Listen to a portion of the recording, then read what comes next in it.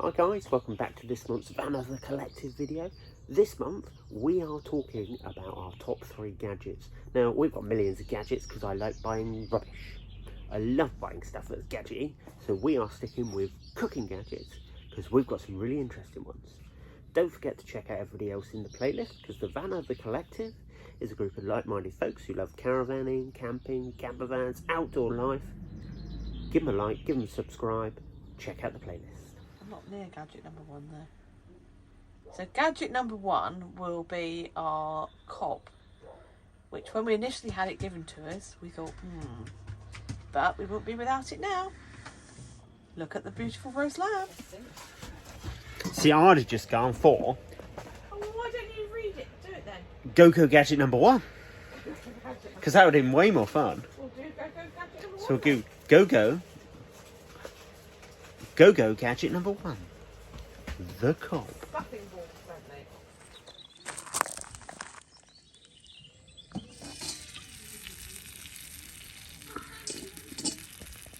Well, it's nearly cooked. So what is a cob, I hear you ask? The cob originally designed as an electric-free cooker for the people in Africa. Hence its name, the cob, because it was designed to run on dried out bits of corn on the cob, just on the husks. It's a fairly ingenious design, really, because there's an outer shell which doesn't ever get hot, so you can actually pick the thing up and move it if it's in the wrong place. And then there's like an inner drip tray. So as the food cooks and the fats run off the food, they go through the holes in the plate and they end up in the moat outside. Now, when you get really technical, you've used it a few times, you can start filling that moat with something that's going to give it flavour. We've quite often filled it with cider, which as sort of the heat comes, you get that nice sort of smoky, sort of appley flavour in it. We've also tried putting roast potatoes around the edge, so the fat running out the meat cooks the roast potatoes. All great ways to use it. It's a great design, basically. It's a stainless steel box. You put your 6-7 lumps of charcoal in the bottom, that's all it needs, and it's like an oven. The dome keeps heat in, cooks food lovely. Check out the end finished roast lamb.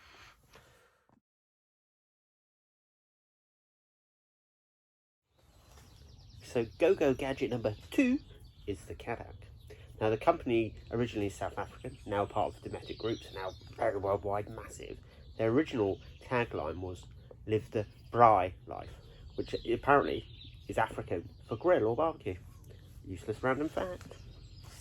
So this is gadget number 2. Gadget number 2 is our Kadak. This is one of 2 we own, because we've got a little baby one in the camper van. But this is our big one. This is the, whatever it says down here somewhere. This is the Karen Chef 2. And today we are cooking paella.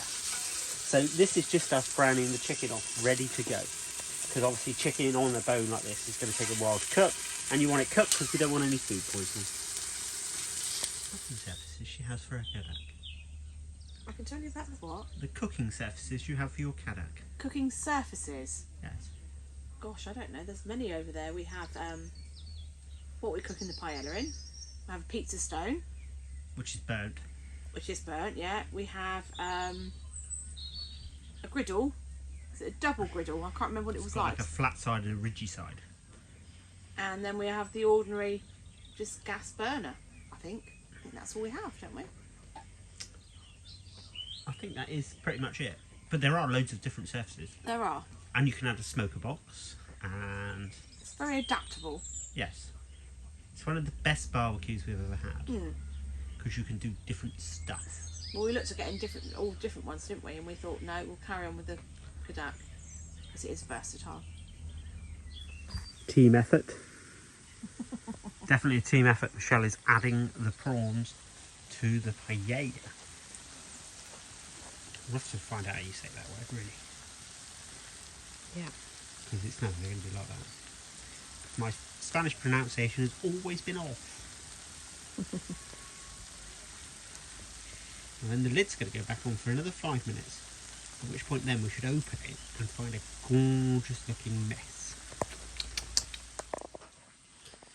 We need some sort of cinematic reveal, don't we? Where you can go, whoa.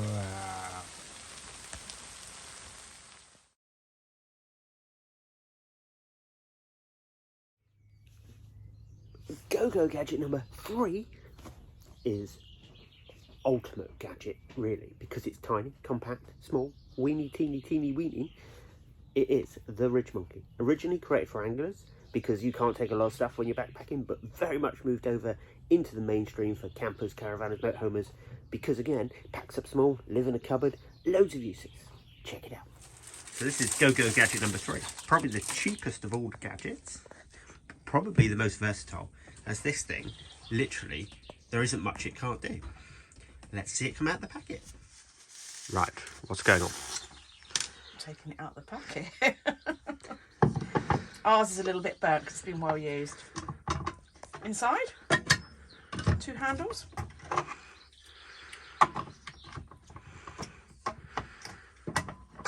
So back over, and then you have some attachments. No, not attachments, utensils inside. We've never used any of those. I saw one being used the other day. I washed it up. So today it's doing its basic form. It's going to be a toaster. Today it's going to toast hot cross buns because it's nearly Easter. But we have before made cookies. It's absolutely amazing for frying eggs because it doesn't spit and splatter anywhere. They do loads of different ones. They do ones with compartments and all sorts, but this is the original, the basic. I think it's probably about 20 quid's worth. They're not expensive, but Ridge Monkey is up there in the top gadget selection. And toasted sandwiches in it yesterday. See, it's getting used all the time. Ready? So here it comes. Here we go for the opening. See if we have hot cross buns yet. See, look at those, nicely toasted, ready for a big slab of salty butter.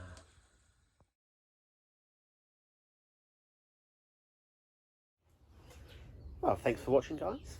Make sure you check out all the other people in the playlist. Give everyone a like, subscribe, leave some comments if you like any of the gadgets, ask any questions you want, but make sure you tune in next time.